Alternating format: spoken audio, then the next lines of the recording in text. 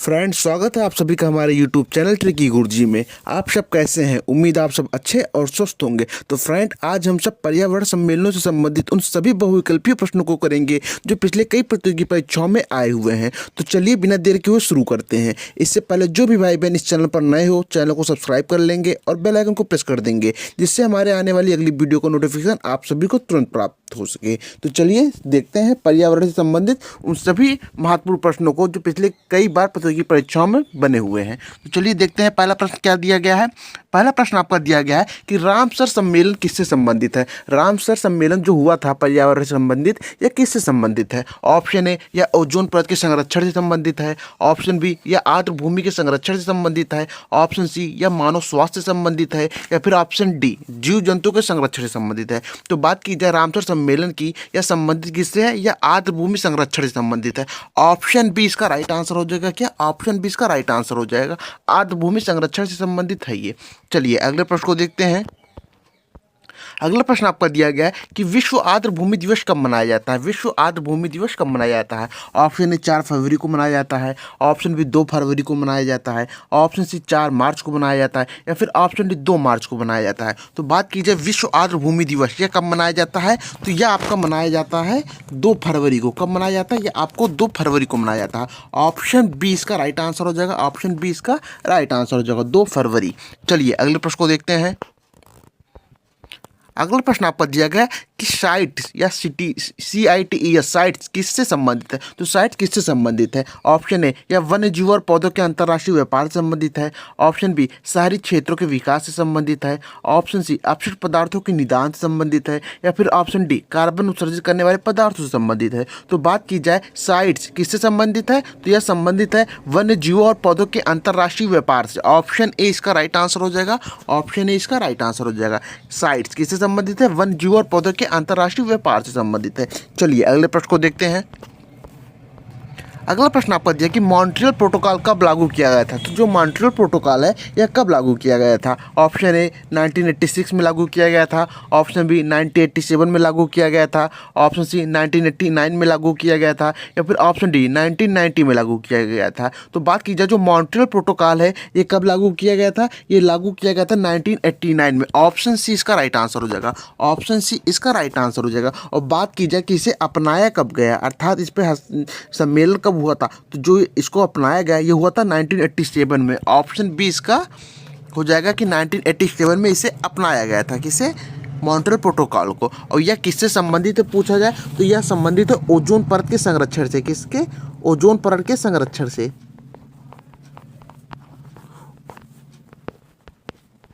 Ozone परत के संरक्षण से संबंधित है ये। चलिए अगले प्रश्न को देखते हैं। अगला प्रश्न आपका दिया गया कि वियना कन्वेंशन कब हुआ था। वियना कन्वेंशन कब हुआ था? ऑप्शन ए 1988 में हुआ था। ऑप्शन बी 1989 में हुआ था। ऑप्शन सी 1990 में हुआ था। या फिर ऑप्शन डी 1986 में हुआ था। तो बात कीजिए वियना कन्वेंशन यह आपका हुआ था 1988 में। किसमें? 1988 में हुआ था। ऑप्शन क्या? ऑप्शन ए इसका राइट आंसर हो जाएगा 1988। ऑप्शन ए इसका राइट आंसर हो जाएगा 1988। और बात की जाए ये किससे संबंधित है, तो ये भी संबंधित है ओजोन परत की रक्षा के लिए। ओजोन परत की रक्षा के लिए ये भी संबंधित है। वियना कन्वेंशन 1988 ओजोन परत की रक्षा के लिए। चलिए अगले प्रश्न को देखते हैं। अगला प्रश्न आपका दिया गया कि मीना माता कन्वेंशन कब हुआ था। मीना माता कन्वेंशन कब हुआ था? ऑप्शन ए 2013 में हुआ था।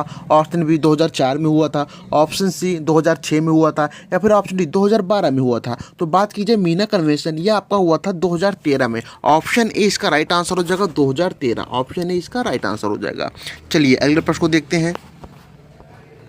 अगला प्रश्न आपका दिया गया कि UNFCCC जो कि जलवायु परिवर्तन पर संयुक्त राष्ट्र फ्रेमवर्क कन्वेंशन है, इस पर हस्ताक्षर कब करवाए गए थे। तो UNFCCC पर हस्ताक्षर कब हुए थे? ऑप्शन ए 1994 में हुए थे। ऑप्शन बी 1992 में हुए थे। ऑप्शन सी 1990 में हुए थे। या फिर ऑप्शन डी 1998 में हुए थे। तो बात की जाए हस्ताक्षर की, तो इस पर जो हस्ताक्षर हुए थे ये 1992 में हुए थे। ऑप्शन बी इसका राइट आंसर हो जाएगा। ऑप्शन बी इसका राइट आंसर हो जाएगा 1992 1992। और बात की जाए कि इसको लागू कब किया गया था, तो इसको जो लागू किया गया था ये 1994 में, क्या 1994 में लागू किया गया था। चलिए अगले प्रश्न को देखते हैं। अगला प्रश्न आपका दिया है किस सम्मेलन के तहत एजेंडा 21 पर हस्तसहमति बनी थी, तो वह कौन सा सम्मेलन था जिसके तहत एजेंडा 21 पर सम्मेलन बनी हुई थी। ऑप्शन ए या रियो शिखर सम्मेलन 1992 था, ऑप्शन बी या क्योटो प्रोटोकॉल 2005 का था, ऑप्शन सी या नागोया प्रोटोकॉल 2014 का था, या फिर ऑप्शन डी स्टॉकहोम कन्वेंशन था। तो बात की जाए एजेंडा 21 पर जो सहमति बनी थी वह बनी थी रियो शिखर सम्मेलन पर। किस पे? रियो शिखर सम्मेलन 1992। ऑप्शन ए इसका राइट आंसर हो जाएगा, रियो शिखर सम्मेलन, ऑप्शन ए। चलिए अगले प्रश्न को देखते हैं। अगला प्रश्न आपको दिया गया कि भारत रामसर सम्मेलन में कब शामिल हुआ था, तो भारत जो है रामसर सम्मेलन में कब शामिल हुआ था। ऑप्शन ए 1 फरवरी 1982 में शामिल हुआ था, ऑप्शन बी 1 फरवरी 1983 में शामिल हुआ था, ऑप्शन सी 1 फरवरी 1980 में शामिल हुआ था, या फिर ऑप्शन डी 1 फरवरी 1981 में शामिल हुआ था। तो बात की जब भारत जो रामसर सम्मेलन में शामिल हुआ था वह शामिल हुआ था 1 फरवरी 1982 ईस्वी में। ऑप्शन ए इसका राइट आंसर हो जाएगा, ऑप्शन ए इसका राइट आंसर हो जाएगा, 1 फरवरी 1982 ईस्वी में। तो फ्रेंड यहाँ पर जो प्रश्न कराए जा रहे हैं वो सिर्फ वही सब प्रश्न है जो पिछली बार कई प्रतियोगी परीक्षाओं में पूछे गए हैं, तो इसको आप ध्यान से कीजिएगा क्योंकि इसके पूछे जाने की संभावना है भविष्य में कोई भी प्रतियोगी परीक्षा है उसमें आ सकता है, या 1 या 2 प्रश्न आपको देखने को मिल ही जाएगा। चलिए अगले प्रश्न को देखते हैं।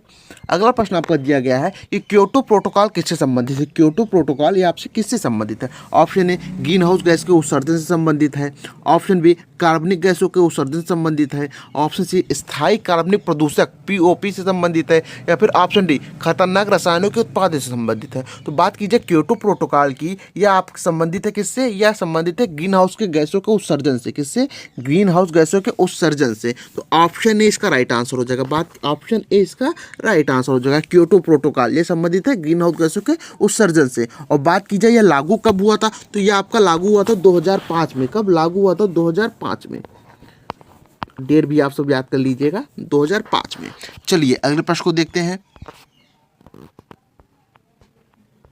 अगला प्रश्न आपका दिया है कि रॉटरडम कन्वेंशन किससे संबंधित है। तो जो रॉटरडम कन्वेंशन पर्यावरण से संबंधित था यह किससे संबंधित है। ऑप्शन ए खतरनाक रसायनों और कीटनाशकों के अंतर्राष्ट्रीय व्यापार से, ऑप्शन बी पारा यौगिकों के उत्सर्जन से, ऑप्शन सी अपशिष्ट पदार्थों के स्थानांतरण से, या फिर ऑप्शन डी वन्य जीवों के अंतर्राष्ट्रीय व्यापार से। तो बात की जाए रॉटरडम कन्वेंशन जो था यह संबंधित था खतरनाक रसायनों और कीटनाशकों के अंतर्राष्ट्रीय व्यापार से। ऑप्शन ए इसका राइट आंसर हो जाएगा। क्या हो जाएगा? ऑप्शन ए इसका राइट आंसर हो जाएगा।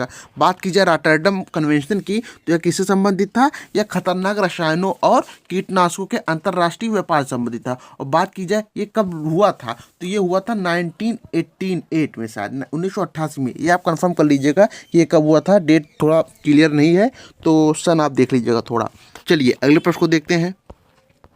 अगला प्रश्न आपको दिया गया कि स्टॉकहोम सम्मेलन किससे संबंधित है। स्टॉकहोम सम्मेलन जो हुआ था वह किससे संबंधित है। ऑप्शन ए या मानव स्वास्थ्य से संबंधित है, ऑप्शन बी या स्थायी कार्बनिक प्रदूषकों से संबंधित है, ऑप्शन सी ग्रीन हाउस गैसों के उत्सर्जन से संबंधित है, या फिर ऑप्शन डी कार्बनिक पदार्थों से संबंधित है। तो बात की जाए स्टॉकहोम सम्मेलन की तो यह संबंधित है आपका स्थायी कार्बनिक प्रदूषकों से, पीओपी से। ऑप्शन बी इसका राइट आंसर हो जाएगा, ऑप्शन बी इसका राइट आंसर हो जाएगा, पीओपी से। और बात की जाए कि यह कब लागू किया गया था, तो जो लागू किया गया था यह 17 मई 2004 में। कब? 17 मई 2004 में इसको लागू किया गया था। और बात की जाए इस पर जब हस्ताक्षर कब हुए थे, तो इस पर जो हस्ताक्षर हुए थे वह 20 मई को हुए थे। तो हस्ताक्षर भी आप याद कर लीजिए, 20 मई 2001 में। चलिए अगले प्रश्न को देखते हैं। अगला प्रश्न क्या दिया गया है। अगला प्रश्न आपको देखिए स्टॉकहोम कन्वेंशन कब लागू हुआ था। देखिए प्रश्न पूछ लिया गया कि स्टॉकहोम कन्वेंशन कब लागू हो गया था। तो आपको पता है कि स्टॉकहोम कन्वेंशन कब लागू हुआ था, तो यह लागू हुआ था 17 मई 2004 में। कब? 17 मई 2004 में। ऑप्शन ए इसका राइट आंसर हो जाएगा, ऑप्शन ए इसका राइट आंसर हो जाएगा। और बात की जाए 20 मई 2001 को, तो 20 मई 2001 को इस पर हस्ताक्षर हुए थे। क्या? इस पर हस्ताक्षर हुए थे, इस पर हस्ताक्षर किए गए थे। चलिए अगले प्रश्न को देखते हैं। अगला प्रश्न आपका दिया कि नागोया प्रोटोकॉल कब लागू किया गया था। नागोया प्रोटोकॉल कब लागू किया गया था। ऑप्शन ए 14 अप्रैल 2007 में, ऑप्शन बी 12 अक्टूबर 2005 में, ऑप्शन सी 12 अक्टूबर 2014 में, या फिर ऑप्शन डी 14 मार्च 2012 में। तो बात की जाए नागोया प्रोटोकॉल की तो ये आपका लागू किया गया था 12 अक्टूबर 2014 में। किसमें? 12 अक्टूबर 2014 में। ऑप्शन सी इसका राइट आंसर हो जाएगा, 12 अक्टूबर 2014। चलिए अगले प्रश्न को देखते हैं। अगला प्रश्न आपका दिया गया कि मीना माता कन्वेंशन किस धातु से संबंधित था। तो मीना माता जो कन्वेंशन है किस धातु से संबंधित था। ऑप्शन ए पारस से संबंधित था, ऑप्शन बी कार्बन से संबंधित था, या फिर ऑप्शन सी आर्गन से संबंधित था, या फिर ऑप्शन डी पोलोनियम से संबंधित था। तो बात की जाए मीना माता कन्वेंशन की, यह आपका संबंधित था पारा से। किससे? पारा से। ऑप्शन ए इसका राइट आंसर हो जाएगा, पारा से संबंधित था। चलिए अगले प्रश्न को देखते हैं। अगला प्रश्न आपका दिया गया है कि पहली बार रामसर सम्मेलन कब हुआ था। अर्थात बात की जाए रामसर सम्मेलन की तो रामसर सम्मेलन पहली बार कब हुआ था। ऑप्शन ए 1976 में हुआ था, ऑप्शन बी 1971 में हुआ था, ऑप्शन सी 1982 में हुआ था, या फिर ऑप्शन डी 1980 में हुआ था। तो बात की जाए रामसर सम्मेलन की जो पहली बार आयोजित किया गया था वह 1971 में आयोजित किया गया था। ऑप्शन बी इसका राइट आंसर हो जाएगा, ऑप्शन बी इसका राइट आंसर हो जाएगा, 1971 में। चलिए अगले प्रश्न को देखते हैं। अगला प्रश्न आपका दिया गया है कि कार्टाजेना प्रोटोकॉल कब लागू किया गया था। तो कार्टाजेना प्रोटोकॉल जो था यह आपका कब लागू किया गया था। ऑप्शन ए 12 अक्टूबर 2004 से, ऑप्शन बी 11 सितंबर 2003 से, ऑप्शन सी 12 अक्टूबर 2003 से, या फिर ऑप्शन डी 14 जनवरी 2004 से। तो बात की जाए जो कार्टाजेना प्रोटोकॉल था यह आपका लागू किया गया था 11 सितंबर 2003। ऑप्शन बी इसका राइट आंसर हो जाएगा, ऑप्शन बी इसका राइट आंसर हो जाएगा, कार्टाजेना प्रोटोकॉल। चलिए अगले प्रश्न को देखते हैं।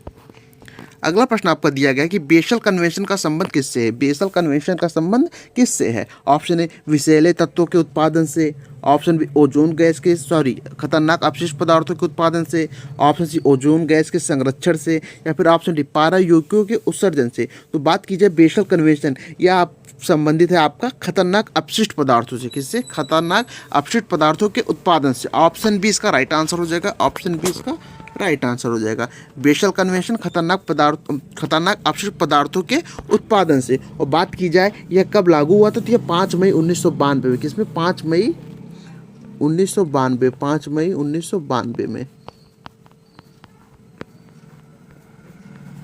चलिए अगले प्रश्न को देखते हैं। अगला प्रश्न आपका दिया कि वान कन्वेंशन कब लागू किया गया था। जो वान कन्वेंशन था यह आपका कब लागू किया गया था। वह ऑप्शन ए 1978 में, ऑप्शन बी 1980 में, ऑप्शन सी 1979 में, या फिर ऑप्शन डी 1982 में। तो बात कीजिए वान कन्वेंशन की तो यह आपका लागू किया गया था 1979 में। ऑप्शन सी इसका राइट आंसर हो जाएगा, ऑप्शन सी इसका राइट आंसर हो जाएगा। और बात कीजिए वान कन्वेंशन ये आपका किससे संबंधित है। तो आपको कमेंट करके बताना है कि वान कन्वेंशन किससे संबंधित है। चलिए अगले प्रश्न को देखते हैं। अगला प्रश्न आपका दिया है कार्टाजेना प्रोटोकॉल किससे संबंधित था। कार्टाजेना प्रोटोकॉल था वह किससे संबंधित था। ऑप्शन ए अपशिष्ट पदार्थों के स्थानांतरण से, ऑप्शन बी ग्रीन हाउस गैसों से, ऑप्शन सी ओजोन परत के संरक्षण से, या फिर ऑप्शन डी जैव विविधता से। तो बात की जाए जो कार्टाजेना प्रोटोकॉल था यह आपका संबंधित था जैव विविधता से। किससे? जैव विविधता से। ऑप्शन डी इसका राइट आंसर हो जाएगा, जैव विविधता। Option D is the right answer. चलिए अगले प्रश्न को देखते हैं। अगला प्रश्न और इस पर्यावरण सम्मेलन से संबंधित यह आखिरी प्रश्न है आपका, तो इसको भी आप करिएगा। प्रश्न आपका दिया गया है कि बेसल कन्वेंशन कब लागू किया गया था। बेसल कन्वेंशन कब लागू किया गया था। ऑप्शन ए 4 अक्टूबर 1993 में, ऑप्शन बी 5 मई 1990 में, ऑप्शन सी 5 मई 1992 में, या फिर ऑप्शन डी 5 अप्रैल 1990 में। तो बात की जाए बेसल कन्वेंशन जो लागू किया गया था यह लागू किया गया था 5 मई 1992 में। ऑप्शन सी इसका राइट आंसर हो जाएगा, 5 मई 1992 ईस्वी में इसको लागू किया गया था। तो फ्रेंड आज हम सभी ने पर्यावरण सम्मेलनों से पूछे जाने वाले सभी प्रकार के प्रश्नों को कर लिया है। अगर आप सभी को आज का यह टॉपिक पसंद आया हो तो वीडियो को लाइक और ज़्यादा से ज़्यादा अपने दोस्तों के बीच शेयर जरूर कर दीजिएगा। धन्यवाद।